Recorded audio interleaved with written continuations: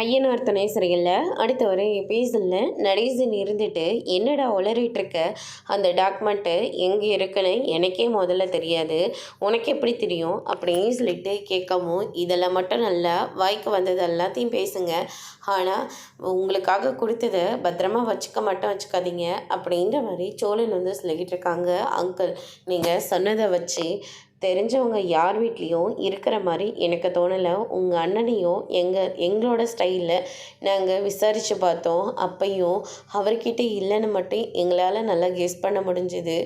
எங்கேயும் இல்லைன்னா கண்டிப்பாக நம்மளோட வீட்டில் தான் இருக்குன்னு நாங்கள் முடிவு பண்ணி நைட்டோட நைட்டாக அதை செவரேறி குதித்து உள்ள ஓட்டை பிரித்து இருக்கிற எல்லா பெட்டியும் தேடி அலசி ஆராய்ஞ்சி அதுக்கப்புறமா தான் இந்த டாக்குமெண்ட்டே எங்கள் கையில் கிடச்சிது.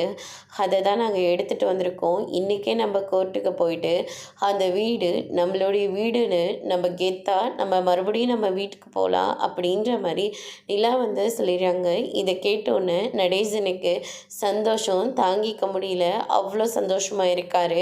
அதுக்கடுத்து தான் வந்து பார்த்திங்கன்னா, என் அண்ணன் நிமிஷத்துக்கு நிமிஷம் என்னை குடிகாரன், இந்த வீட்டையும் வித்துருவான், அந்த வீடு அவங்களுக்கு சேர வேண்டியது அப்படி இப்படின்னு சொல்லி என்னை எவ்வளோ தூரம் அவமானப்படுத்தினா, ஆனால் இன்னைக்கு தலை நிமிர்ந்து போய் அது என்னோட வீடுன்னு சொல்லி நான் கெத்தாக உள்ளே போக போகிறேன் அப்படின்ற மாதிரி நடேசனுக்கு அவ்வளோ சந்தோஷமாக இருக்குது.